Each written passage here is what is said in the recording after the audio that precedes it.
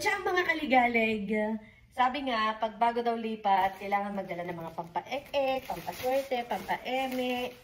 Tapos, ang dinala ko ay, I have here, cotton, bulak, pampaano daw, para magaan daw, magaan ang buhay.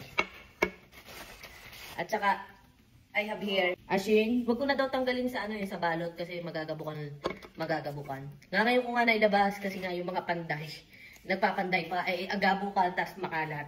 Asukal, pampatamis sa buhay. And of course, ang pangmalakasang rice, terraces.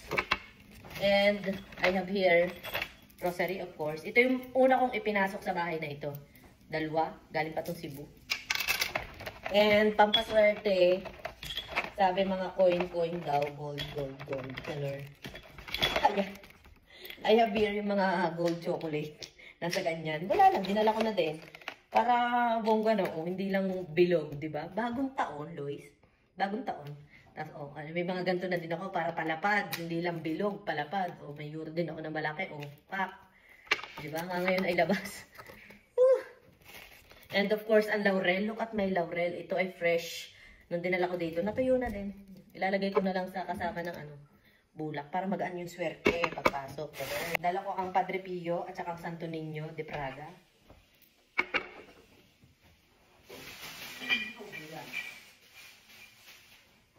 Tsaka si Mama Mary. At saka holy water. At saka si Papa Jesus, Saint Joseph, at saka si Mama Mary. At saka daw tubig. And ito, sabi nung inay, at saka nung aking friend na bagong lipat din, hayaan na lang daw na ganyan. Huwag na din daw tanggalin sa plastic. Kaya yan. Ganun.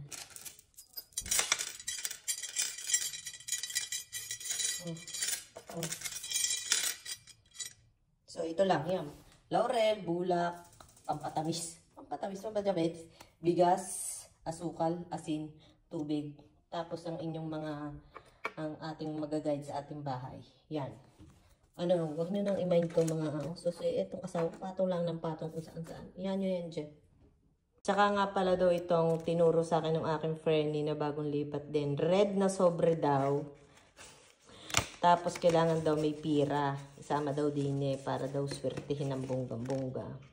So yan, may mga pira yan. Tapos may mga barya din. Sinunod ko lang naman. Wala namang masama, di ba? So yun lang ang aking mga dinala mga kaligalig sa aming paglipat na